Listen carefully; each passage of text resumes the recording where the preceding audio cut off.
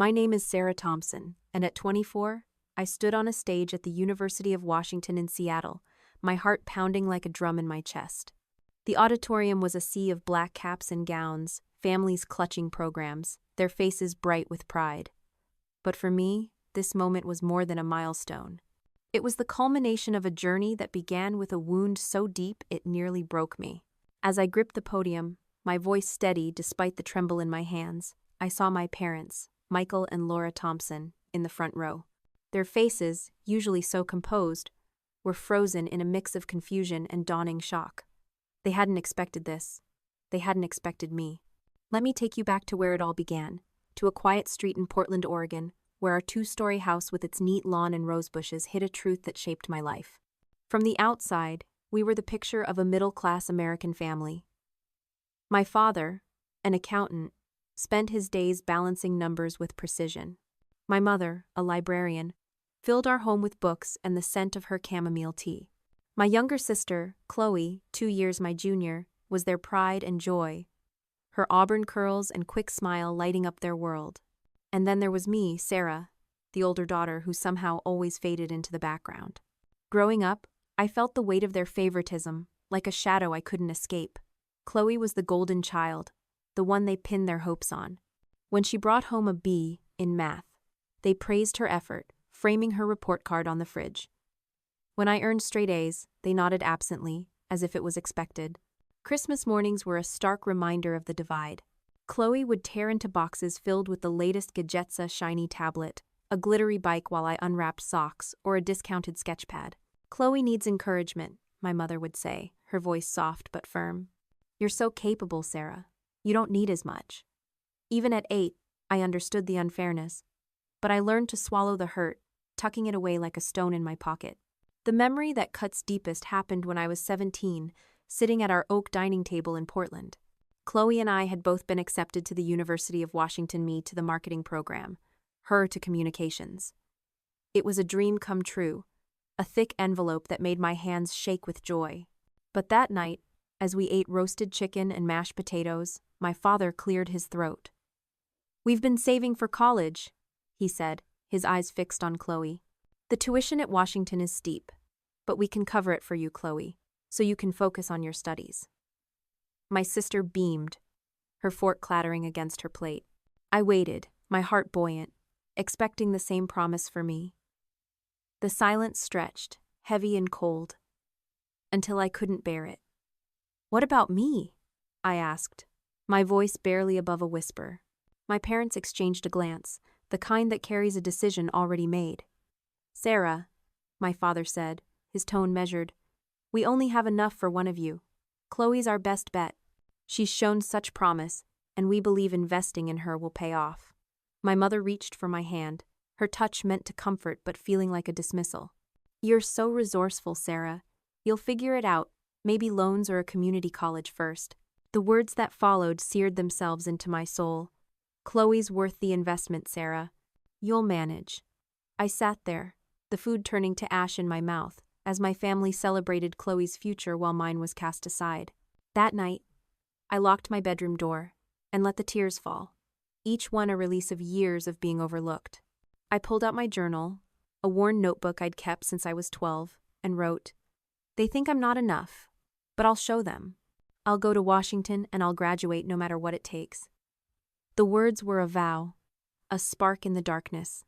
I thought of my grandmother, Margaret, who lived in Bend, Oregon, and had always seen me when no one else did. Her voice echoed in my mind. "You're a fire, Sarah. Don't let anyone dim you." She was my anchor, the one who believed in me when my parents didn't. The next morning, I drove to Bend, the 2-hour trip a blur of determination.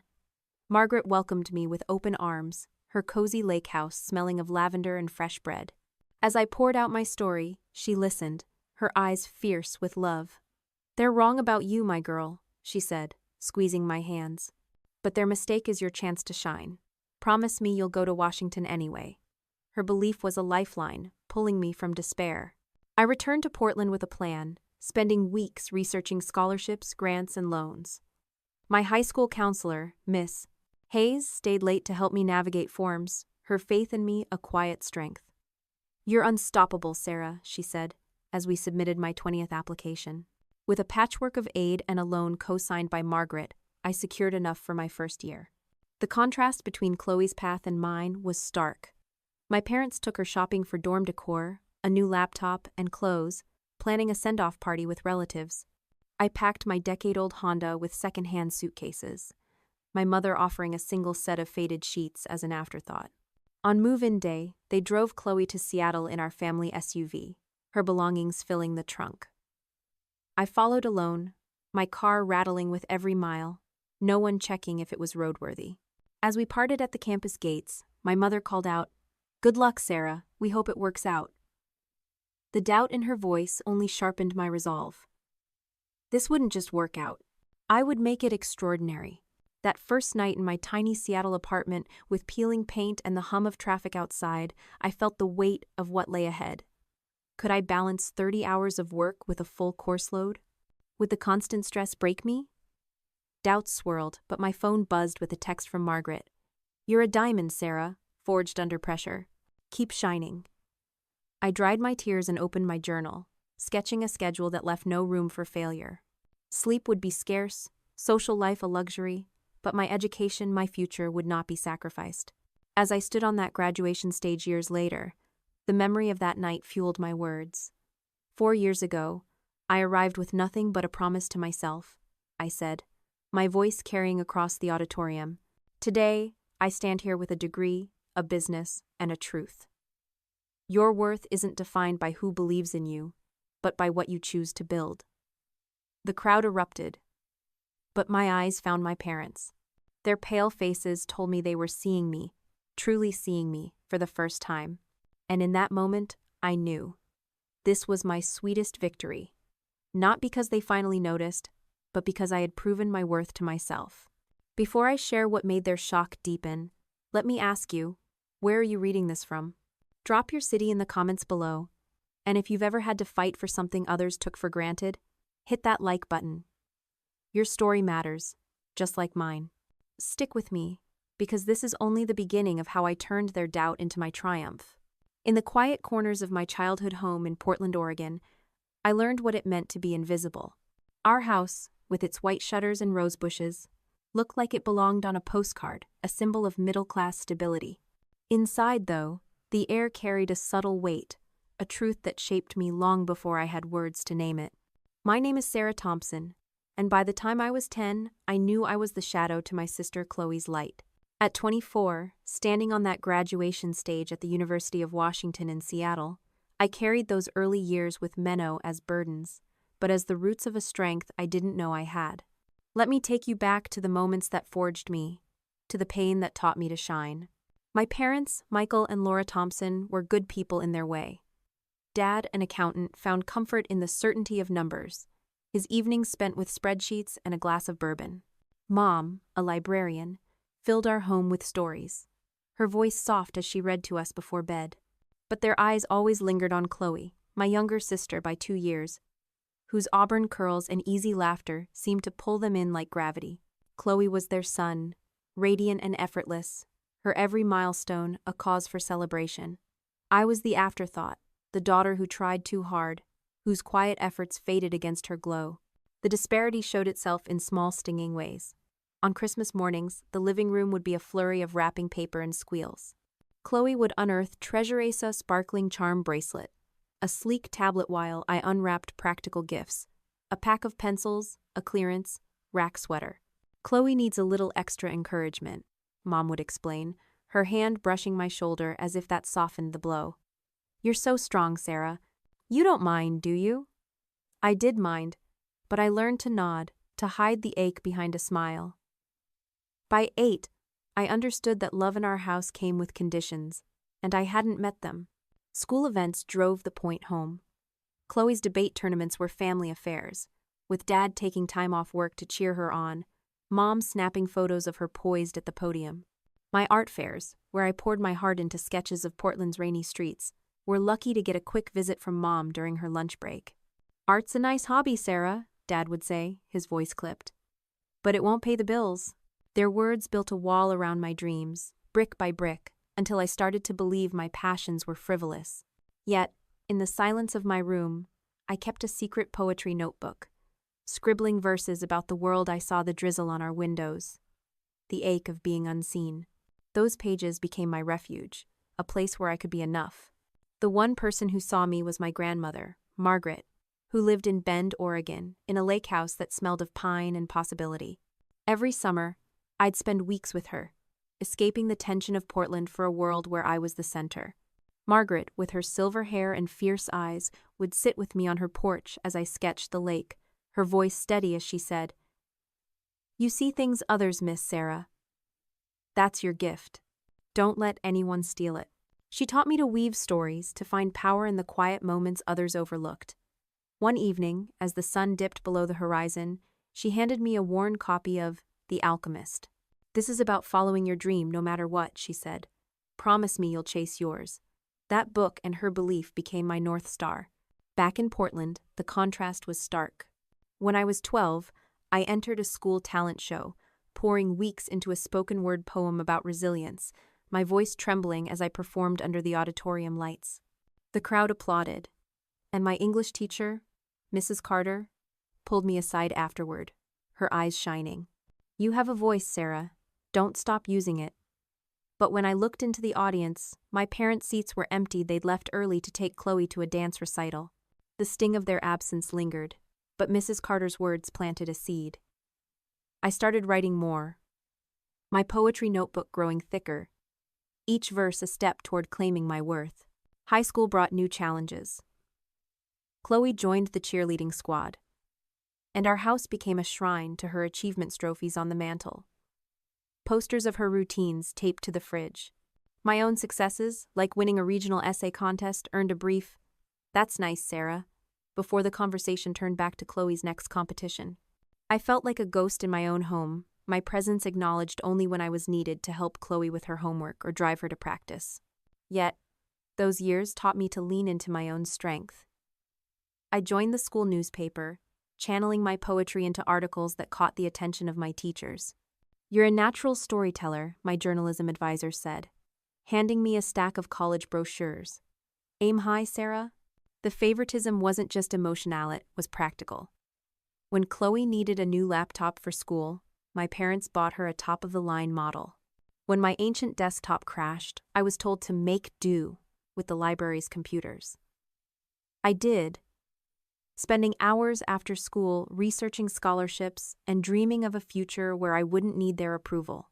Margaret's lake house remained my sanctuary. During one visit, when I was 15, I confessed how tired I was of being second best. She took my hands, her grip firm. "Their blindness is their loss, Sarah," she said. "You're building something they can't see yet, a life that's yours. Keep going." Her words were a lifeline, pulling me through the moments when doubt threatened to drown me. By 16, I was mapping out my escape. I started babysitting and tutoring, saving every dollar in a shoebox under my bed. My poetry notebook became a chronicle of my resolve, with lines like, "They see her star, but I'll build my own sky." I wasn't just surviving, I was planning. The University of Washington loomed in my mind, a beacon of possibility. I didn't know how I'd get there, but I knew I would. Margaret sent me articles about women who'd overcome odds, each one a reminder that my story wasn't written yet. "You're not just their daughter," she'd say. "You're Sarah Thompson, and you're going to change the world." Those childhood years in Portland, under the weight of my parents' favoritism, could have broken me. Instead, they taught me to bend without breaking, to find light in the shadows. The pain of being overlooked fueled a fire that no one, not even my parents, could extinguish. As I stood on that graduation stage years later, the memory of those early struggles was woven into every word I spoke. We all face moments when others define our worth. I told the crowd, my voice clear, but the power to redefine it lies within us. My parents' pale faces in the audience told me they were beginning to understand. But this story isn't just about them, it's about the girl who learned to shine, even when no one was watching. If you've ever felt invisible, share your story below. Let's remind each other that our light is enough.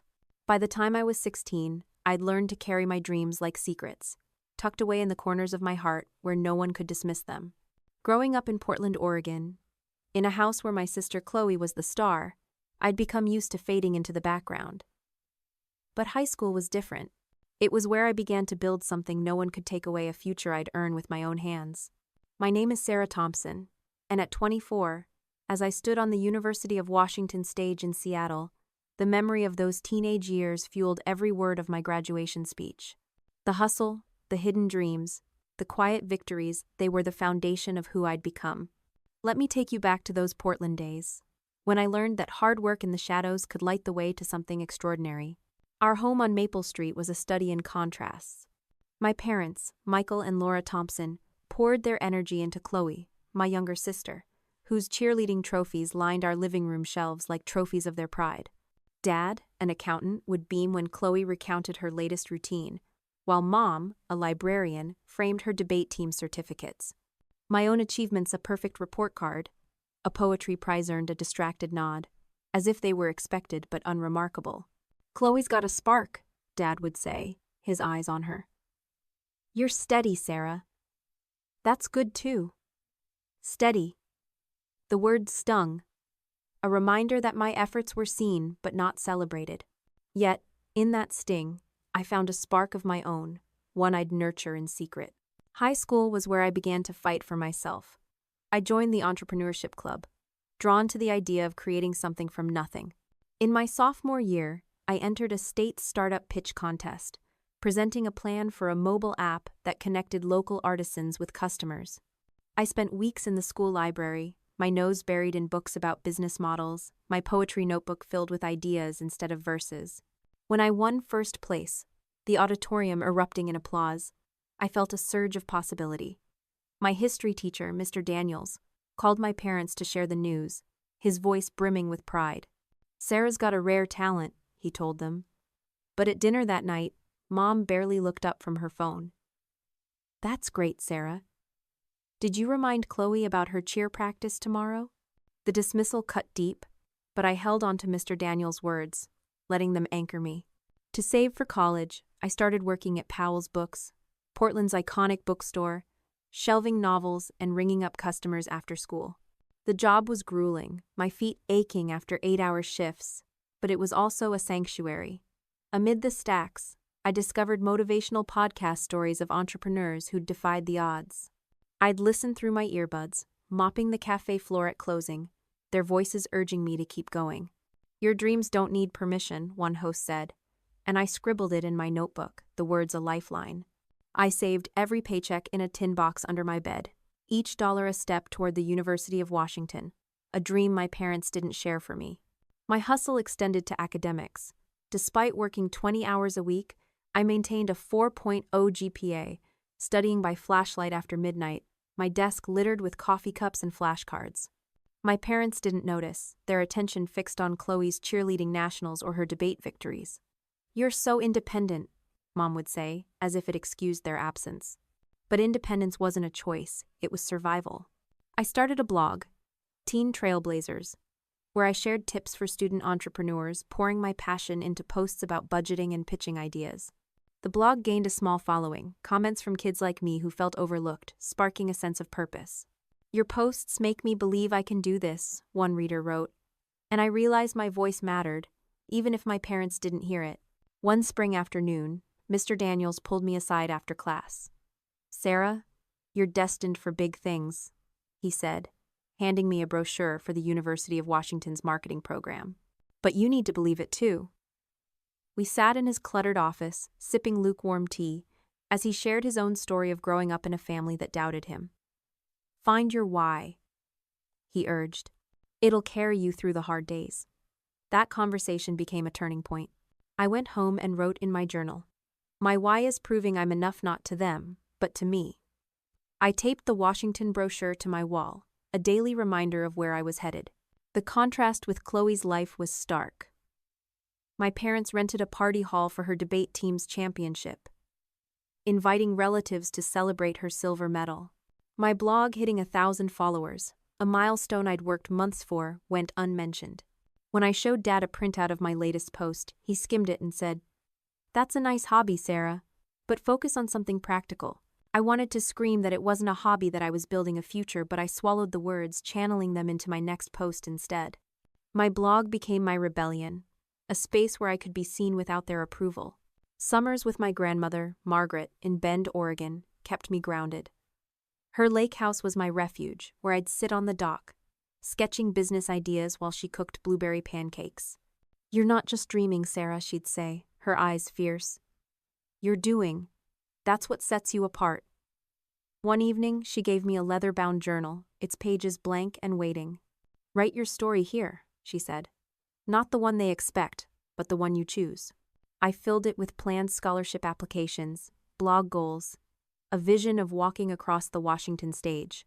Margaret's belief was a mirror, showing me a version of myself I was still learning to trust. Those high school years were a grind, but they taught me resilience. Every late-night study session, every shift at Powell's, every blog post was a brick in the foundation of my future. I wasn't just surviving, I was strategizing, building a life that didn't depend on my parents' validation. My poetry notebook, once filled with verses of longing, now held affirmations. I am enough. My dreams are mine to claim. When I doubted myself, I'd call Margaret, her voice steady through the phone. "You're a force, Sarah," she'd say. "Keep pushing." As I stood on that graduation stage years later, those teenage struggles were woven into my speech. "The hardest battles are fought in silence," I told the crowd, my voice steady. "But every step you take, every dream you hold on to, builds a strength no one can take away." My parents, sitting in the front row, looked unsettled, their faces pale, as they realized the daughter they'd overlooked had been fighting all along. But this story isn't just about their regret, it's about the girl who turned her hidden dreams into a reality. If you've ever worked in the shadows to chase your goals, drop your story below. Let's celebrate the hustle that shapes us. The spring of my senior year in Portland, Oregon, should have been a season of triumph. At 17, I stood on the cusp of a dream I'd nurtured through years of being overshadowed acceptance to the University of Washington in Seattle. My name is Sarah Thompson, and that moment, when I held the thick envelope with its gold-embossed crest, felt like the universe finally seeing me. But within weeks, that joy would shatter, replaced by a betrayal that would redefine my path. By the time I was 24, delivering my graduation speech on that Seattle stage, the memory of that spring fueled every word, a testament to the strength born from heartbreak. Let me take you back to the dinner table where my future hung in the balance, and the words that changed everything echoed in my soul. Our home on Maple Street was a place of routine, its walls holding the quiet tension of a family divided by favoritism. My parents, Michael and Laura Thompson, had always placed my younger sister, Chloe, on a pedestal. Her cheerleading trophies and debate awards were their pride, while my straight A's and entrepreneurship contest wins were met with faint praise. I'd grown used to it, finding solace in my poetry notebook, and summers with my grandmother, Margaret, in Bend, Oregon. But nothing prepared me for the moment when their preference became a choice that cut deeper than any before.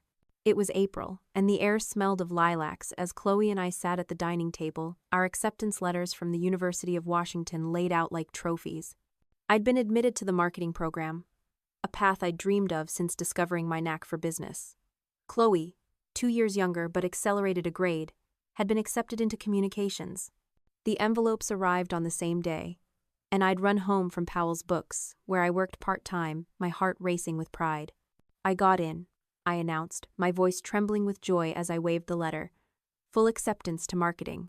Dad glanced up from his phone, his expression neutral.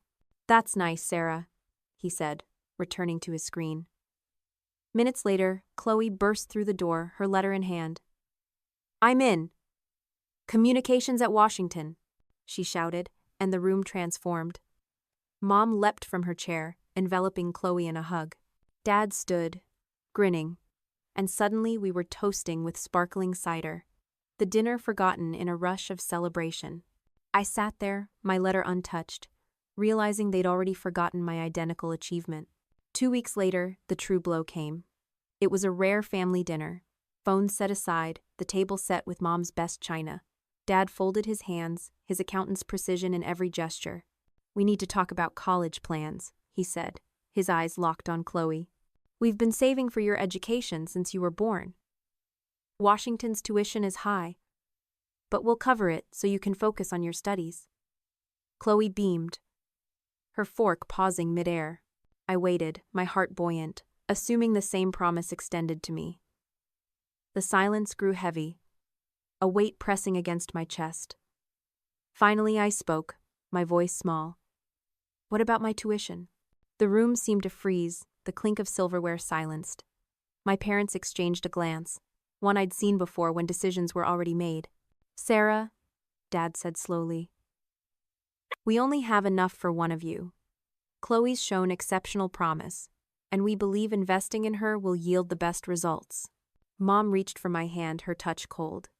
You're so independent, Sarah. You can take out loans, maybe start at a community college. Then came the words that burned into my memory. Chloe's our best bet, Sarah. You'll manage. I stared at them, my fork trembling in my hand. The betrayal wasn't just financial, it was a declaration of my worth in their eyes. Years of being overlooked Christmas gifts, school events, quiet effort chat led to this moment, where they chose Chloe's future over mine. I felt the thin threads of our family snap, my heart a kaleidoscope of hurt and anger. How could you? I whispered, my voice breaking. Mom sighed, stirring her coffee. It's not personal, Sarah. We had to make a practical choice. Dad closed his newspaper with a snap. Chloe's path is clear. Your idea's business, blogs are risky. You'll figure it out. I pushed back my chair, the scrape against the floor loud in the silence, and fled to my room. Locking the door, I sank to the floor, tears streaming down my face. The weight of their words crushed me. Chloe's our best bet. My 4.0 GPA, my state entrepreneurship award, my blog with 1,000 followers, none of it mattered. I was not enough, and they'd made it official. In the darkness, I pulled out my phone and recorded a voice memo, my voice raw but resolute. They think I'm not worth it, I said, the words shaking. But I'll go to Washington. I'll graduate, and I'll do it without them. This is my promise to myself. The act of speaking it aloud was a spark, a defiance against their dismissal. The next morning, I drove to Bend, the 2-hour journey a blur of determination. Margaret welcomed me with a hug, her lake house a haven of warmth and lavender. As I poured out the story, she listened, her eyes blazing. They're wrong, Sarah, she said, her voice fierce. Deeply. Tragically wrong. But their mistake is your chance to prove what you're made of. She shared her own story, of being a single mother doubted by her family, yet building a life through sheer will. Promise me you'll go to Washington, she said, gripping my hands. Not for them, but for you. Her belief was a lifeline, pulling me from despair. I returned to Portland with a fire in my chest, spending days researching scholarships, grants, and loans. My counselor, Miss Hayes, became my ally, staying late to review applications. You're a force, Sarah, she said, her smile steady. Don't let this stop you. The preparations underscored the divide. My parents took Chloe shopping for dorm decor, a laptop, and clothes, planning a send-off party with aunts and uncles.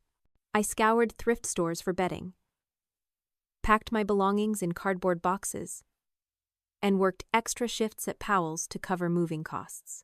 Mom offered a half-hearted good luck as I loaded my rattling Honda, no one checking if it could make the drive to Seattle. But Margaret's voice echoed, You're a fire, Sarah. I clung to it, recording another voice memo before leaving. This is the start. I'm not just going to survive, I'm going to thrive. As I stood on that graduation stage years later, the betrayal of that spring was woven into my words. Sometimes, the people closest to you will doubt your worth. I told the crowd, my voice clear. But their doubt doesn't define you, your choices do. My parents' pale faces in the audience showed they were grappling with their mistake. But this story isn't just about their regret, it's about the girl who turned their dismissal into her greatest strength. If you've ever been told you're not enough, share your story below. Let's remind each other that our worth is ours to claim. When I arrived in Seattle at 18, I carried a promise to myself heavier than the boxes in my battered Honda. The University of Washington was my dream, a beacon I'd chased through years of being overshadowed in Portland, Oregon. But the reality of building a life from scratch hit me like a cold wave. My name is Sarah Thompson, and at 24, as I stood on that graduation stage in Seattle, the memory of my freshman year of scraping by, fighting doubt, and finding unexpected allies infused every word I spoke. Those months were a crucible, forging a strength I didn't know I had. Let me take you back to that first year, when I learned that even the hardest beginnings can lay the foundation for something extraordinary. My parents, Michael and Laura Thompson, had made their choice clear. They'd fund my sister Chloe's education at Washington, but not mine. "Chloe's our best bet," Dad had said, his words a wound that still stung. While Chloe settled into a glossy campus dorm, I moved into a cramped apartment in Seattle's Rainier Valley, its peeling paint and creaky pipes a far cry from the university's manicured lawns. I shared the space with 3 strangers, their voices and footsteps a constant hum through thin walls. My bed was a thrift store mattress, my desk a folding table scavenged from a sidewalk. That first night, alone with the drone of traffic outside, I felt the enormity of what I'd taken on. Could I really work 30 hours a week, study full-time, and keep my dreams alive? Doubt crept in, sharp and cold, but I opened my journal and wrote, "This is where it begins, Sarah. You're enough for this." To afford tuition, I pieced together a fragile mosaic of federal loans, small scholarships, and a private loan co-signed by my grandmother, Margaret, in Bend, Oregon. Her faith in me was a lifeline, her voice over the phone a steady reminder. "You're a diamond, Sarah, made under pressure." I landed 2 jobs. Mornings at a bustling coffee shop near campus, where I memorized orders and steamed milk until my wrists ached, and evenings as a tutor in the university's writing center, helping students refine essays while my own assignments loomed. My days started at 5, with a 2-hour study session before rushing to the coffee shop, my backpack heavy with textbooks. I'd scribble notes during breaks, review lectures on the bus, and collapse after midnight, only to do it again. Sleep was a luxury, time a currency I couldn't waste. The contrast with Chloe's life was stark. Through her Instagram posts, I glimpsed her world sorority mixers, late-night pizza with friends, weekend trips home to Portland for mom's lasagna. My parents called her weekly, their voices bright with pride, while I got texts for holidays or reminders to stay safe. I couldn't afford to visit home. My budget stretched thin between rent, groceries, and textbooks. Some weeks, I chose between a bus pass and dinner, opting for instant noodles to save a few dollars. But in that struggle, I found an unexpected strength. My marketing classes weren't just coursework, they were a proving ground.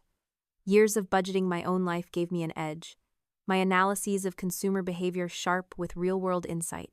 Professor Larson, my intro to marketing instructor, stopped me after class one day. "Your perspective is unique, Sarah," he said, his eyes kind.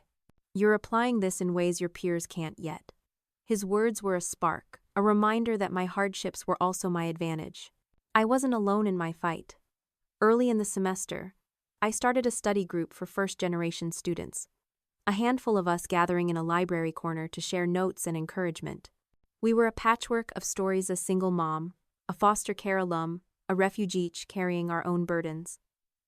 "We're not just students," I told them one night, passing around a thermos of coffee. "We're builders, making something from nothing."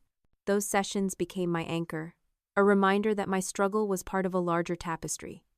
One member, Javier, gave me a playlist he'd mad motivational speeches mixed with upbeat tracks. "For the tough days," he said, grinning. I listened to it on repeat, the words of Maya Angelou and Les Brown urging me forward as I scrubbed coffee machines or typed essays at dawn. There were moments when the weight nearly crushed me. One rainy November night, after a 12-hour shift and a looming exam, I sat on my apartment floor, staring at a bank statement with too many zeros in the wrong places. The numbers didn't add up, rent was due, and my scholarship check was delayed. Panic clawed at me, my breath shallow. I pulled out my phone and played Javier's playlist, a speech about resilience filling the silence. "You don't have to see the whole staircase," the speaker said. "Just take the first step." I closed my eyes, picturing Margaret's lake house, her voice steady. "Keep shining, Sarah." Then I called Miss Hayes, my high school counselor who'd stayed in touch. "You're not failing," she said firmly. "You're fighting. Go to the financial aid office tomorrow." Her words pulled me back from the edge. The financial aid office became my lifeline. Miss Rivera, a counselor there, took me under her wing after hearing my story. "You're taking on a mountain," she said, her voice warm but serious. "But I've seen students like you summit it. Come to me before it gets too heavy." She helped me secure an emergency grant, a small lifeline that covered rent and kept me afloat.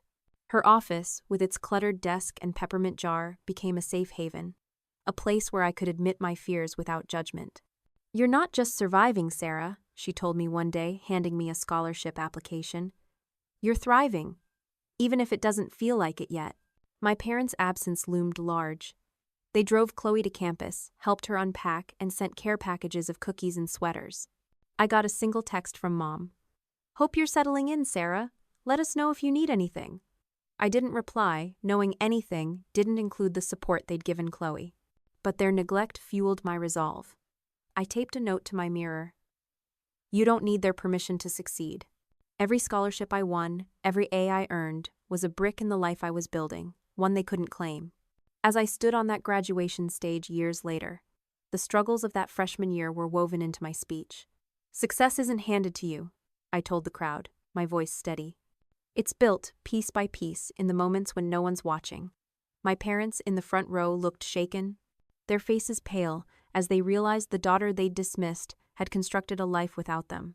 But this story isn't just about their regret, it's about the girl who learned to create from nothing, who found family in strangers and strength in struggle. If you've ever had to build your own path, share your story below. Let's celebrate the foundations we lay, no matter how hard the ground. X artifact. By my sophomore year at the University of Washington in Seattle, I'd learned to navigate the tightrope of survival balancing 30-hour work weeks, a full course load, and a dream that refused to dim. At 19, I was no longer just the girl from Portland, Oregon, overlooked by her parents, Michael and Laura Thompson, in favor of her sister Chloe. I was Sarah Thompson, building a life from the ground up, and something new was stirring inside me, a spark that would ignite a future I'd only dared to imagine. At 24, as I stood on that graduation stage, the memory of that year, when I turned struggle into opportunity, gave weight to every word I spoke.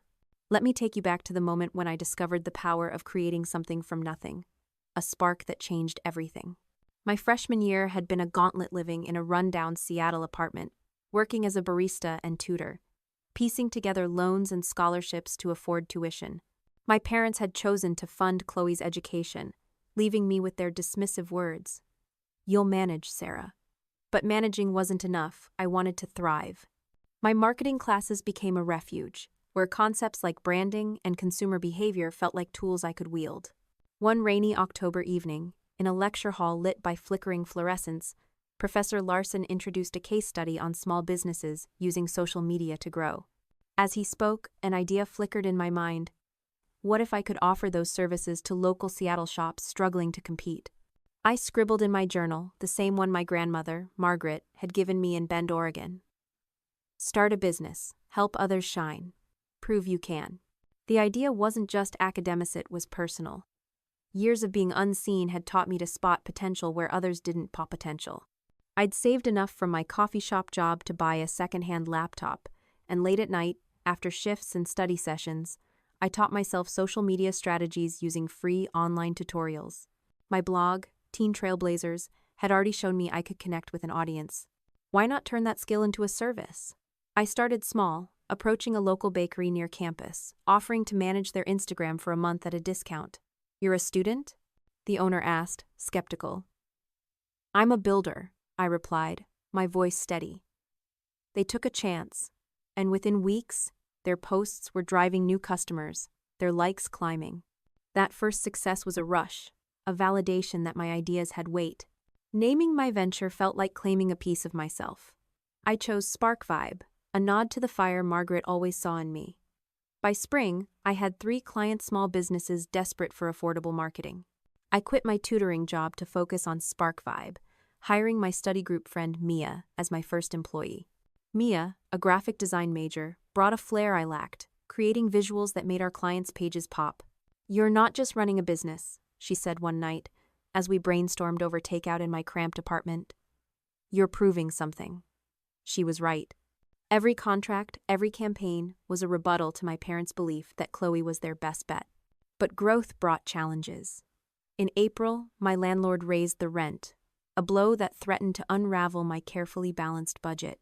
I sat on my thrift store mattress, staring at a spreadsheet that refused to cooperate, panic tightening my chest. I pulled out Javier's playlist, the one from my first-generation study group, and let a speech by Oprah Winfrey fill the silence. Turn your wounds into wisdom. I thought of Margaret, her voice over the phone from Bend. You're a diamond, Sarah. The next day, I marched to the financial aid office, where Miss Rivera, my counselor, reviewed my situation. You qualify for an emergency grant, she said, her eyes kind. And there's a work-study opening in the business school. Better hours, better pay. I took the grant and the job, trading coffee shop shifts for a role assisting with marketing research, a move that aligned with my classes and my business. That spring, I was invited to speak on a campus entrepreneurship panel, a nerve-wracking leap. Standing before students and professors, I shared SparkVibe's story, not just the wins, but the late nights, the near misses, the fear of failing. Constraints don't limit you, I said, my voice finding its strength. They force you to innovate. The applause was electric, and a professor connected me with Miss River, not the financial aid counselor, but a Seattle entrepreneur who ran a digital marketing firm. Over coffee, she became my mentor, offering advice on pricing and client management. You're not just a student, Sarah, she said, her gaze sharp. You're a leader. Own it. Her words echoed Margaret's, a reminder that my worth wasn't tied to my parents' approval. My parents remained distant.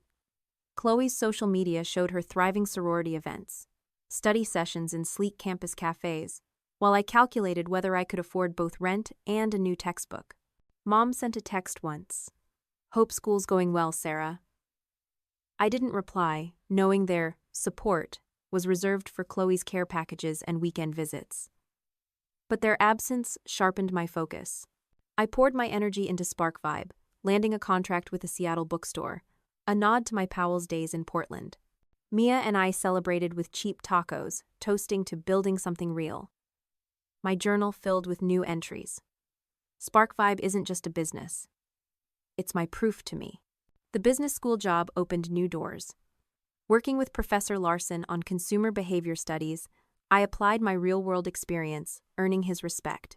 You're not just learning marketing, he told me one afternoon, reviewing my data analysis. You're living it. His encouragement, combined with Miss Rivera's mentorship, gave me confidence to pitch bigger clients. By summer, SparkVibe had 5 steady clients, enough to cover my rent without dipping into loans. I wrote in my journal, I'm not just surviving anymore, I'm creating. Emotionally, the year was a tightrope. Success felt fragile, each win shadowed by the fear of falling. One night, exhausted after a client deadline, I called Margaret, my voice cracking. What if I can't keep this up? She paused, then said, You're not carrying this alone, Sarah. You've built a community, Mia, your professors, me. Lean on us. Her words reminded me of my study group, where we shared not just notes but dreams.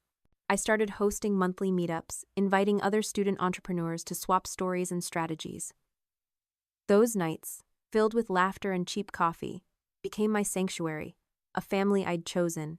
As I stood on that graduation stage years later, the spark of that sophomore year burned bright in my speech. Innovation isn't born from ease, I told the crowd, my voice clear. It's forged in the moments when you have no choice but to create. My parents, in the front row, looked stunned, their faces pale as they realized the daughter they'd dismissed had built a business from nothing. But this story isn't just about their regrets, about the girl who turned a flicker of an idea into a flame that lit her path. If you've ever created something against the odds, share your story below. Let's celebrate the sparks that change us. Artifact. In my junior year, at the University of Washington in Seattle, I was no longer just surviving.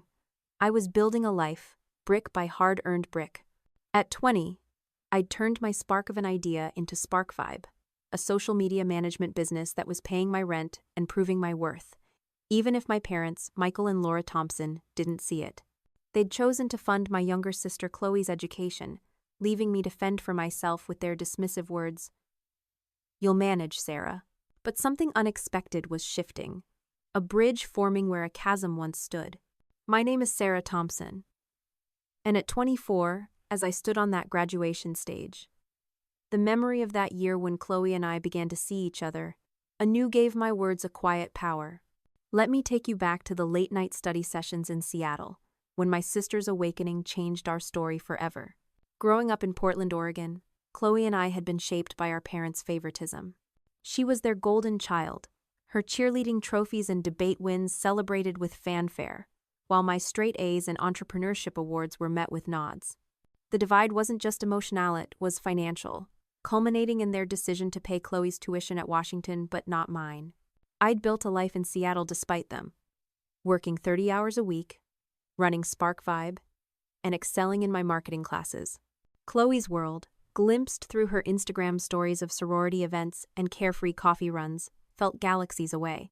We exchanged polite texts, but our conversations were surface level, avoiding the unspoken truth of our unequal paths. I'd accepted it, or so I thought, until one November evening when everything changed. It was a Tuesday, rain tapping my Seattle apartment's windows, when a knock startled me. I opened the door to find Chloe. Her eyes red, clutching a laptop and a stack of papers. "I'm failing my senior project," she blurted, her voice cracking. "Professor Andrews says my research is a mess, and if I don't fix it in 3 weeks, I might not graduate." Her words hung in the air, raw and vulnerable. Part of me hurt, resentful part saw this as justice for years of being overshadowed. But another part, softer and stronger, saw my sister, not the golden child, but a girl in distress. "Come in," I said, stepping aside. "Let's figure this out." That night, we sat at my thrift store table, papers spread like a battlefield. Chloe's project, a communications thesis on media influence, was disorganized, her methodology flawed. As I read her draft, I realized my years of self-directed learning, budgeting my life, researching for Spark Vibe, analyzing data for Professor Larson had given me skills she hadn't needed to develop. "You need a clear framework," I said, sketching a plan. "Start here." We worked until midnight, the room lit by a single lamp, our coffee mugs cold. For the first time, Chloe listened. Really listened. Her usual confidence replaced by humility. "How do you know all this?" she asked, her eyes wide. I hesitated, then told her the truth. "I've had to learn to survive." Over the next weeks, our study sessions became a ritual. Twice a week, Chloe would arrive with her laptop, and we'd dive into her thesis, refining arguments and restructuring data. But something deeper was happening. Between citations and coffee refills, we began to really talk for perhaps the first time in our lives. One night, as we took a break, Chloe leaned back, her voice quiet. "How do you do it, Sarah? Your business, your grades, your job. I'm drowning with just this project." I took a breath, then shared my reality. 30-hour work weeks, skipped meals to save money, the constant math of rent versus textbooks. Her face fell, horror dawning. "I had no idea," she whispered. "Mom and Dad always said you were fine." I shrugged, my voice steady. Fine is relative when you're building a life from scratch. The question she asked next cut deep. "Why didn't you ever tell me?" It was naive, privileged, but genuine. "Would it have changed anything?" I replied. "Would they have suddenly seen me as worth investing in?" The silence that followed was heavy, a reckoning. Chloe's eyes filled with tears. "I'm sorry," she said, her voice breaking. "I didn't see how unfair it's been." Her apology wasn't a cure, but it was a crack in the wall between us, letting light through. I nodded, my throat tight. "Let's just keep working," I said. But inside, something softened, a wound beginning to heal. To process our shifting dynamic, we decided to record a podcast episode for my blog, Teen Trailblazers, titled Sisters and Stories. Anonymously, we shared our experience as the favored child, me as the overlooked one exploring how family expectations shape us. Recording in my apartment, our voices raw. We laughed and cried, the microphone capturing a truth we'd never spoken aloud. "I'm learning from my sister," Chloe said, her words tentative. "She's the strongest person I know." The episode, posted online, got a few hundred listens, comments praising our honesty. For me, it was more than content, it was a step toward understanding each other. Chloe's awakening went beyond words. She started questioning our parents' gifts, new clothes, concert tickets, telling them she wanted to manage like Sarah. One evening, she showed me a letter she'd written, her handwriting shaky on lined paper. "Dear Sarah," she read aloud, her voice trembling, "I've been blind to your fight, and I'm sorry. You're not just my sister, you're my hero. I promise to see you now." I hugged her, tears stinging my eyes, the letter a bridge across years of distance. "We're figuring this out," I said, and she nodded, her smile real. Our parents noticed the change. Mom called me one night, her voice hesitant. "Chloe says you're helping her a lot. That's kind of you, Sarah." I didn't tell her it was more than kindness, it was healing. Chloe's thesis improved, her confidence returning, but she was different now, her empathy a new lens. She invited me to a campus coffee shop, insisting on paying. "I want to know you," she said, her eyes earnest. "Not just as my sister, but as you." We talked about my business, Spark Vibe, my dreams, and for the first time, I felt seen by her. This shift wasn't easy.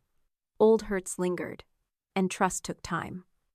But those study sessions, that podcast, that letter, they were stitches in a wound I'd carried too long.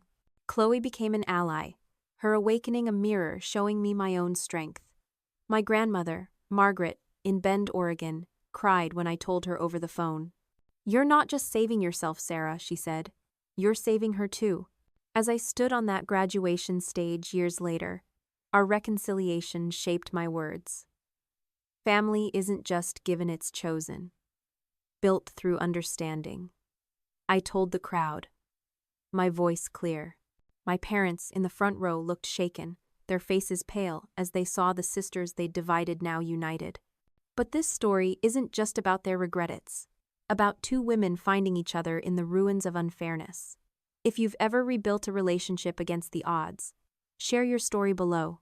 Let's celebrate the bridges we build, one honest word at a time. By my junior year at the University of Washington in Seattle, I had transformed from the overlooked girl from Portland, Oregon, into a woman carving her own path. At 21, I was no longer just surviving the weight of my parents' decision to fund my sister Chloe's education while leaving me to fend for myself. I was thriving. My social media management business, Spark Vibe, humming with clients, my grades soaring, and my heart fueled by a purpose that went beyond proving others wrong. My name is Sarah Thompson, and at 24, as I stood on that graduation stage, the triumphs of my junior and senior years gave my words a radiant strength. Those years were when I became a rising star, not just in my own eyes, but in a world that was finally taking notice. Let me take you back to those Seattle days, when hard work and hidden dreams blossomed into a legacy I never imagined. The University of Washington had become my proving ground.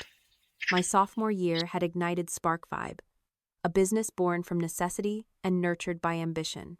By junior year, it served 10 clients' local bookstores, cafes, and boutiques, generating enough income to cover my rent and ease the strain of loans. I'd hired Mia, my graphic design classmate, and another student, Javier, from my first-generation study group, turning Spark Vibe into a small team. But success wasn't just financial, it was personal. My marketing classes were no longer just coursework. They were a canvas where I painted my real-world experience. Professor Larson, my mentor, noticed. After a class presentation on digital branding, he pulled me aside. "Sarah, your insights are years ahead of your peers," he said, his eyes bright. "You're not just studying marketing, you're living it." His words were a mirror, reflecting a version of myself I was still learning to embrace. Academically, I was unstoppable. Despite working 30 hours a week, I made the dean's list every semester. My 4.0 GPA, a quiet rebellion against my parents' belief that Chloe was their best bet. My class's consumer behavior, strategic marketing, data analytics felt like tools to build a future they couldn't envision. I'd study in the library until closing, my laptop glowing, Javier's motivational playlist in my earbuds. One night, I wrote in my journal, a gift from my grandmother, Margaret, in Bend, Oregon. "I'm not just earning a degree, I'm rewriting my story." That resolve pushed me to present at a regional marketing conference, where my talk on small business digital strategies earned a standing ovation. "You're a natural leader," a professor from another university told me, handing me her card. Those moments, small but seismic, built a confidence I'd never known. My business grew alongside my academics. Spark Vibe was featured in a Seattle business journal, a half-page article with a photo of Mia and me at a client's bookstore. The exposure brought new clients, and I started mentoring high school students in Portland through a program I'd founded, Future Sparks. Every month, I'd drive down, my old Honda rattling, to lead workshops on entrepreneurship for kids like Mayonnaise whose families didn't see their potential. "You don't need permission to dream," I'd tell them, watching their eyes light up. One student, a shy girl named Aisha, sent me a thank you note. "You made me believe I can do this." Her words echoed Margaret's, a reminder that my journey was bigger than myself. The pinnacle came in my senior year, when I entered the National Marketing Innovation Contest. Professor Larson had urged me to apply, sliding the application across his desk. "Your work with Spark Vibe is groundbreaking," he said. "Show the world." I spent weeks refining my pitch, a strategy for rural businesses to leverage social media, drawing on my research and client experience. The contest took me to Chicago, my first time flying, my nerves buzzing as I presented to a panel of industry leaders. When they announced my win, $40,000 and a feature in a national marketing magazine, I stood frozen, the applause washing over me. I called Margaret from my hotel room, tears streaming. "I always knew you'd soar," she said, her voice thick. The prize money eased my loan burden, but the validation was priceless, a declaration that my path, forged alone, was right. My achievements were becoming impossible to ignore. Professor Larson nominated me for the Entrepreneurial Excellence Scholarship, which covered my entire senior year tuition. "You embody the spirit of this university," he told me, his smile proud. I posted about the award on LinkedIn, a platform I'd joined at Miss Rivera's urging, my Seattle mentor. The post, a reflection on overcoming obstacles, went viral, garnering thousands of likes and comments from strangers. "You're an inspiration, Sarah." Job offers trickled in consulting firms, tech startups each, one a testament to my work. I wrote in my journal, "They're seeing me now, but I've always been here." My parents, Michael and Laura, remained distant. They called Chloe weekly, celebrating her sorority leadership and study abroad plans, while I got a Christmas card with a generic "Proud of you, Sarah." Their silence about Spark Vibe, my awards, or my conference talk hurt less than it once had. I'd built a family: Margaret, Mia, Javier, Professor Larson, Miss Rivera, who saw my worth. Chloe, too, was changing. Our study sessions from her thesis crisis had forged a bond, her apology letter a cornerstone of our new relationship. She'd started declining our parents' gifts, saying, "I want to try it Sarah's way." One night, over coffee, she said, "I tell everyone about your business. They don't get how you do it all." Her pride, quiet but real, was a balm for old wounds. The university took notice. Dean Harper, head of the business school, invited me to her office. "Your story is remarkable," she said, her voice warm. "From self-funding your education to building a business, you're the kind of graduate we celebrate." She hinted at a special role at graduation, her smile cryptic. I left her office dazed, the weight of my journey settling into something like pride. I'd started a mentorship program, won a national contest, and earned a scholarship, all while my parents looked the other way. But their blindness no longer defined me. I wrote on my blog, Teen Trailblazers, "Success isn't about who sees you, it's about what you build when no one's watching." Emotionally, those years were a dance of triumph and exhaustion. The pressure to maintain my GPA, grow Spark Vibe, and mentor others was relentless. One night, overwhelmed, I called Margaret. "What if I'm not enough for all this?" I asked, my voice small. "You're more than enough," she said, her tone fierce. "You're a light, Sarah, and lights don't dim, they grow." Her words, echoed by Mia's laughter and Javier's playlist, kept me grounded. My study group, now a tight-knit circle, celebrated my contest win with a potluck, their cheers a reminder that I wasn't alone. As I stood on that graduation stage at 24, those years of rising shone in my speech. Greatness isn't given, it's earned, in the quiet moments when you choose to keep going. I told the crowd, my voice steady. My parents, in the front row, looked stunned, their faces pale as they saw the star they'd overlooked. But this story isn't just about their regret, it's about the woman who turned her struggles into a constellation of achievements. If you've ever risen against the odds, share your story below. Let's celebrate the stars we become, no matter who sees us. The morning of my graduation from the University of Washington in Seattle was a canvas of promise, the sky clear and the campus alive with anticipation.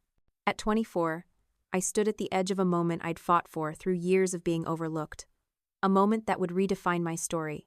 My name is Sarah Thompson, and as I stepped onto the stage that day, the weight of my journey from a Portland, Oregon girl dismissed by her parents to a woman who'd built a life from nothing infused every word I spoke. The auditorium was packed, families buzzing with pride, but for me, this was more than a ceremony. It was a revelation, a reckoning, and a triumph. Let me take you back to that May morning in Seattle, when the truth of my achievements shone so brightly it left my parents' faces pale with shock. The path to this day had been grueling. My parents, Michael and Laura Thompson, had chosen to fund my sister Chloe's education, leaving me with their stinging words, "Chloe's our best bet, Sarah." I'd arrived at Washington with nothing but determination, working 30 hours a week, piecing together loans and scholarships, and building Spark Vibe, my social media management business. By my senior year, I'd won a national marketing contest, earned a full tuition scholarship, and mentored high school students through my Future Sparks program. Chloe and I had rebuilt our bond, her awakening to our parents' favoritism a bridge across years of distance. But my parents remained distant, their calls reserved for Chloe, my achievements Spark Vibes feature in a Seattle journal, my viral LinkedIn post unmentioned. Today, that would change. The ceremony began with the familiar strains of pomp and circumstance, graduates in black robes filing into the auditorium like a flock of elegant birds. I spotted Chloe nearby, her auburn curls peeking from her cap, her smile warm as she adjusted my tassel. "We made it," she whispered, her eyes bright. Our alphabetical order placed us close in the processional, a fitting symbol of our newfound closeness. In the audience, I saw my parents in premium seats, Dad in his best suit, Mom in a vibrant blue dress, their gazes fixed on Chloe with familiar pride. Beside them sat my grandmother, Margaret, from Bend, Oregon, her silver hair elegant, her eyes locked on me with a fierce love that had carried me through every hardship. The speeches droned on platitudes about potential and responsibility, but my mind was on my role. Dean Harper had chosen me to deliver the student address, a nod to my journey. As I waited, my hands clasped my journal, its pages filled with promises I'd kept to myself. President Wynne took the podium, her voice clear. "Before we conclude, we have special recognitions. First, I invite Sarah Thompson of the Foster School of Business to deliver this year's student address." I rose, my heart pounding, and walked to the stage, feeling my parents' eyes on me for the first time that day.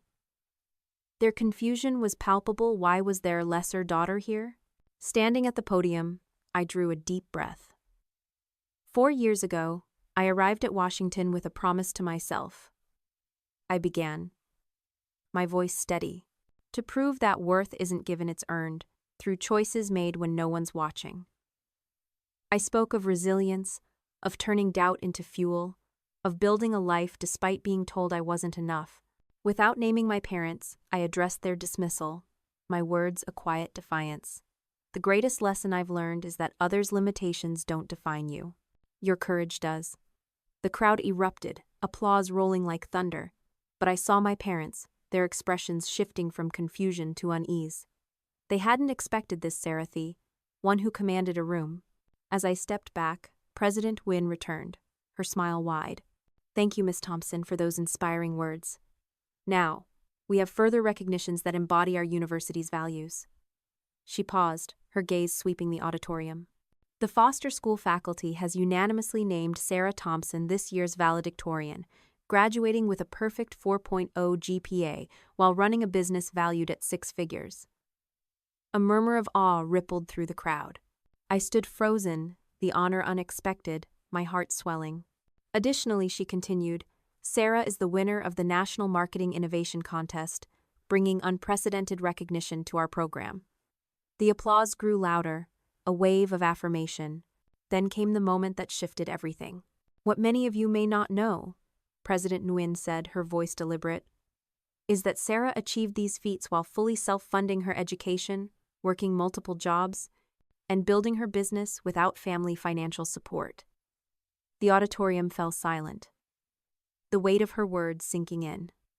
Parents exchanged glances, some with admiration, others with disbelief. My parents' faces drained of color, their postures stiffening as the truth landed. They had chosen not to invest in the daughter now celebrated as the university's brightest star. In recognition of her journey, President Nguyen continued, Sarah has been offered a position with Pacific Strategy Group, a leading consulting firm, and will be featured in Forbes' upcoming 30 Under 30 list. The crowd leapt to their feet, led by Chloe, who clapped wildly, tears streaming, and Margaret, whose proud smile could have lit the room. But the revelations weren't done. In honor of Sarah's example, President Nguyen said, the University Board has established the Sarah Thompson Resilience Scholarship, providing aid to students overcoming extraordinary obstacles. My breath caught, the symbolic victory complete. My name, once dismissed, would now lift others, a legacy beyond my own story. The standing ovation roared, Chloe and Margaret at its heart, their cheers a beacon of the family I'd chosen. My parents remained seated, their shock morphing into something like shame as the audience's gaze turned to them. The unspoken question clear. How could they not have seen her? As I returned to my seat, Chloe grabbed my hand, her voice fierce. You're incredible, Sarah. They were so wrong. The ceremony blurred after that, my heart full but heavy. When it ended, graduates scattered to find their families. I saw my parents standing awkwardly with Margaret, their usual confidence replaced by unease. Dad tried a jovial tone, his smile forced. Quite a surprise, Sarah. You've been busy. The minimization stung, but I was unshaken. I've been me, I said coolly. You just weren't looking. Chloe stepped beside me, her arm around my shoulders. Everyone's talking about your speech, she said loudly, her words a shield. It's amazing what you've done without their help. Margaret took my hand, her grip warm. I'm so proud, my girl, she whispered, her eyes shining. The contrast was starker, unwavering belief against my parents' belated realization. Mom's voice wavered. We're proud too, Sarah. But her words felt hollow, overshadowed by years of neglect. I nodded, my grace, a choice. Thank you, I said. But today's about what I've built, not what you see now. As we walked away, Chloe and Margaret beside me, I felt a weight lift. The revelation wasn't just for Themit, was for me, a confirmation of my worth. On that stage, I'd claimed my story, my voice reaching thousands. Your path is yours to forge, I'd told the crowd, and I believed it. My parents' pale faces were a footnote, their regret secondary to my triumph. If you've ever proven your worth against doubt, share your story below. Let's celebrate the revelations that set us free. The weeks after my graduation from the University of Washington in Seattle unfolded like the first rays of dawn after a long, stormy night. At 24, I stood at the threshold of a life I'd built from the ground up, each scholarship, each late-night study session, each client for my business, Spark Vibe, a testament to a resilience forged in the fires of my parents' dismissal. My name is Sarah Thompson, and as I look back from this new chapter, the memory of that graduation day, when my achievements left my parents, Michael and Laura Thompson, pale with shock, feels like both an ending and a beginning. This is the story of what came next, thou. I stepped into a future of my own making, rebuilt fractured bonds, and left a legacy that stretches beyond my own journey. Let me take you through the months that followed, from Seattle's bustling streets to the heart of Portland, where my story became a light for others. Leaving the auditorium that May, with Chloe's hand in mine and my grandmother Margaret's proud smile lighting the way, I felt invincible. The university president's announcement that I was valedictorian, winner of a $40,000 national contest, and self-funded through extraordinary oddshad, shifted the air around me. My parents' favoritism, their choice to fund Chloe's education while leaving me with manage on your own, had been laid bare. But their regret, visible in their stunned faces, was no longer my focus. I'd proven my worth, not to them, but to myself.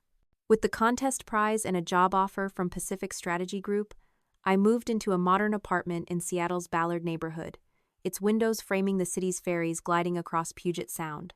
The space, furnished with pieces I'd chosen, felt like a declarazione, life earned, not given. My career at Pacific Strategy Group was a whirlwind. As a junior consultant, I dove into market analyses and client pitches, my real-world experience with SparkVibe giving me an edge. My first project, optimizing a tech startup's digital presence, earned a nod from the senior partner. "You're a natural, Sarah," she said, her smile warm. The $90,000 salary, more than my father's, was a quiet triumph, covering my remaining loans and allowing me to send support to Margaret in Bend, Oregon. SparkVibe thrived, too, now managed by my student team Mia and Javier with fair wages and schedules I'd crafted to mirror my own values. I wrote in my journal, a gift from Margaret. "I'm not just a career, I'm a purpose, building for others." My relationship with my parents entered uncharted waters. A month after graduation, they requested a lunch at a neutral Seattle bistro. Sitting across from them, I saw strain in their eyes. Dad's usual confidence subdued, Mom's hands fidgeting with her coffee cup. "We've been thinking," Mom began, her voice tentative, "about our choices. About you." Dad cleared his throat. "We misjudged you, Sarah." The words were an admission, but they skimmed the surface of years of neglect. I nodded, my heart steady. "You did," I said simply. "I want a relationship, but it needs to be new, grounded in who I am now." I paused, choosing my words carefully. "And it requires acknowledging the harm your favoritism wasn't a mistake. It was a choice that shaped me." Their silence was heavy, but they nodded. "We favored Chloe," Mom admitted, her voice breaking. "We were wrong and it hurt you. I'm sorry, Sarah." The apology wasn't a full healing, but it was a door, cracked open. I agreed to monthly calls, a slow rebuilding, knowing trust would take time. Chloe, my sister, became a cornerstone of my new beginning. She'd awakened to our family's unfairness during her thesis crisis. Her apology letter, a turning point in our bond. After graduating, she took a job at a Portland nonprofit focused on education equity, a choice reflecting her new empathy. "I keep thinking about your path," she said over dinner at my apartment, her eyes thoughtful. "How many kids face what you did without your drive?"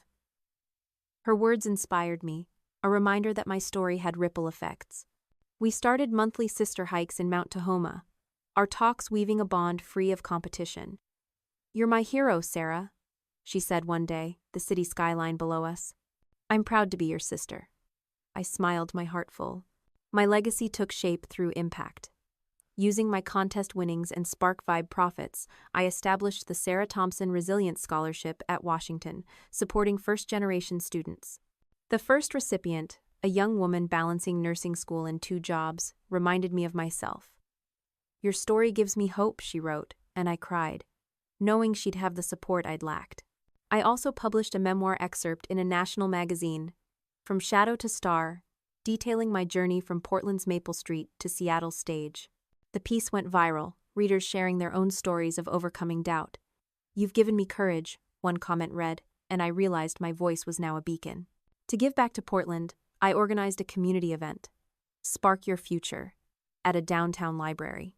Over 200 attendees, high schoolers, parents, entrepreneurs heard me speak about resilience and ambition. I shared my Future Sparks mentorship program, inviting teens to join. Aisha, a student I'd mentored, introduced me, her voice steady. "Sarah showed me I can dream big," she said, the crowd applauding. Margaret and Chloe attended, their pride a quiet glow. My parents were there too, sitting in the back, their expressions softer. Afterward, Dad approached, his voice low. "You've built something special, Sarah," he said, a rare sincerity in his eyes. Mom added, "You turned pain into purpose. That's powerful." Their words mattered, but they weren't my center. I'd learned my worth was internal, not tied to their approval. Emotionally, this chapter was a balancing act. Success brought freedom, but also a responsibility to honor those who'd lifted me. Margaret, Mia, Javier, Professor Larson, Miss Rivera. I visited Margaret in Bend, sitting on her lake house porch, the lake reflecting the stars. She gave me a silver locket engraved, Your light shines. Your journey's made you extraordinary, she said, her voice thick. Keep lighting the way. Her belief, a thread through my life, anchored me as I navigated new roles: consultant, mentor, advocate. On the 1-year anniversary of graduation, I stood at a Seattle waterfront reflecting. My apartment was home, my career was a path soaring, and Spark Vibe was a legacy. My parents were learning to see me, their efforts small but growing, but Chloe and Margaret were my true family, chosen by love. The scholarship, the memoir, the event, they were my gift to others, a ladder for those climbing behind me. I wrote in my journal, my worth was always mine. Their doubt was their limit, not mine. As I'd spoken on that stage, I'd said, your story is yours to shape. That truth lives in me now. My parents' pale faces were a moment, but my legacy is a movement, lifting others as I rise. If you're crafting a new beginning, share your story below. Let's celebrate the legacies we build, one courageous step at a time. Sarah Thompson's story is one of resilience, a testament to the power of self-belief in the face of doubt. Born into a middle-class family in Portland, Oregon, Sarah grew up in the shadow of her younger sister Chloe, whose auburn curls and effortless charm captivated their parents, Michael and Laura Thompson. From childhood, the disparity was clear. Chloe's Christmas gifts sparkled with extravagance: tablets, charm bracelets, while Sarah received socks or discounted sketch pads. Chloe's debate wins and cheerleading trophies were celebrated with family fanfare, while Sarah's straight A's and poetry prizes earned distracted nods. Chloe needs encouragement, her mother would say, dismissing Sarah's quiet ache. By 8, Sarah learned to swallow her hurt, but the seeds of determination were planted, nurtured by her grandmother, Margaret, in Bend, Oregon. Margaret's lake house, with its pine-scented porch and fierce love, was Sarah's sanctuary, where she was told, "You're a fire, Sarah. Don't let anyone dim you." Those words became her anchor, guiding her through a childhood where she felt invisible. High school was Sarah's proving ground. Joining the entrepreneurship club, she won a state pitch contest, her idea for a local artisan app earning applause, but not from her parents, who were preoccupied with Chloe's cheerleading nationals. Working at Powell's Books, Sarah saved every dollar, her tin box a symbol of her independence. She started a blog, Teen Trailblazers, sharing tips for student entrepreneurs, its small following a quiet validation. Her history teacher, Mr. Daniels, saw her potential, urging her to aim for the University of Washington. "Find your why," he said, and Sarah did, writing in her journal. "My why is proving I'm enough to me." Summers with Margaret fueled her dreams, her grandmother's gift of a leather-bound journal, a canvas for her ambitions. Yet, the sting of her parents' favoritism lingered, a constant reminder that Chloe was their best bet. The betrayal came in her senior year, when both Sarah and Chloe were accepted to Washington. Sarah to marketing, Chloe to communications. At a family dinner, her parents announced they'd fund Chloe's tuition, leaving Sarah with loans and a crushing dismissal. "Chloe's our best bet, Sarah. You'll manage." The words seared her soul, but they also ignited a fire. With Margaret's belief and her counselor Miss Hayes' support, Sarah pieced together scholarships and loans, driving her rattling Honda to Seattle alone. Her freshman year was a grind 30-hour work weeks at a coffee shop and tutoring, living in a rundown apartment, studying by flashlight. She started a first-generation student study group, finding family and peers like Javier, whose motivational playlist became her lifeline. Despite skipped meals and looming bills, Sarah excelled, her real-world budgeting sharpening her marketing insights. Professor Larson's praise, "You're living this," Sarah, was a spark, a sign her struggles were her strength. Sophomore year brought Spark Vibe, a social media management business born from a class lecture. Starting with a local bakery, Sarah grew it to 10 clients, hiring Mia and Javier, quitting her tutoring job. A rent hike nearly derailed her, but Miss Rivera at Financial Aid secured a grant and a better-paying work-study role. Speaking at a campus entrepreneurship panel, Sarah found her voice, mentored by Miss Rivera, a Seattle entrepreneur. Her parents' absence texts for holidays, calls for Chloe faded against her chosen family's support. By junior year, Chloe's thesis crisis opened a door. Helping her sister, Sarah shared her sacrifices, and Chloe's apology letter, "You're my hero," healed old wounds. Their podcast episode, Sisters and Stories, cemented their bond, Chloe declining parental gifts to manage like Sarah. In her final years, Sarah soared. Spark Vibe was featured in a Seattle journal. Her national contest win brought $40,000, and a full tuition scholarship eased her burden. Her LinkedIn post went viral, drawing job offers, while her Future Sparks mentorship program lifted Portland teens. Dean Harper chose her for the graduation speech, a nod to her journey. On that stage, Sarah spoke of resilience, her words a quiet defiance. President wins Revelations valedictorian, contest winner, self-funded stunned her parents, their faces pale as the Sarah Thompson Resilience Scholarship was announced, a legacy for others. Chloe's tears and Margaret's smile were her true victory, their standing ovation a beacon of love. Post-graduation, Sarah thrived at Pacific Strategy Group, her $90,000 salary a triumph. She moved to a Ballard apartment, grew Spark Vibe, and published a memoir excerpt, From Shadow to Star, inspiring thousands. Her Portland event, Spark Your Future, drew hundreds, her story a light for teens like Aisha. Cautiously rebuilding with her parents, Sarah demanded accountability, their apology a step toward trust. Chloe's nonprofit work and sister hikes deepened their bond, while Margaret's locket, Your Light Shines, reminded Sarah of her worth. The scholarship's first recipient, a nursing student, echoed Sarah's fight, a cycle of hope. Sarah's story teaches a profound lesson. Your worth is inherent, not defined by others' recognition. Her parents' favoritism, their dismissal of her potential, reflected their limitations, not hers. Yet, their doubt became her catalyst, forging resilience, self-reliance, and purpose. Sarah didn't just prove them wrong, she proved herself right, building a life of impact. This lesson resonates today, in a world where comparison and external validation can drown out our inner voice. Whether you're a student juggling jobs, a professional facing skepticism, or a parent navigating family dynamics, Sarah's journey offers a roadmap. To apply this, start by claiming your worth. Write down your strengths, not as others see them, but as you know them. Sarah's journal was her mirror. Let yours be the same. Next, build your community. Sarah found Margaret, Mia, Javier people who saw her light. Seek those who uplift you, whether mentors, friends, or online communities. Third, turn obstacles into opportunities. Sarah's financial struggles birthed Spark Vibe. Your challenges can spark innovation. Take one step, start a project, learn a skill, mentor someone. Finally, redefine success on your terms. Sarah's legacy wasn't her parents' approval, but her scholarship, her mentees, her story. Ask yourself, what impact do I want to leave? Act on it, however small. Sarah's life reminds us that the opinions of others, even those closest, are not your truth. Your value exists, radiant and unshakable, waiting for you to claim it.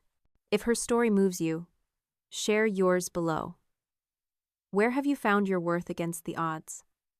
Let's celebrate the light we carry, the legacies we build, one courageous choice at a time.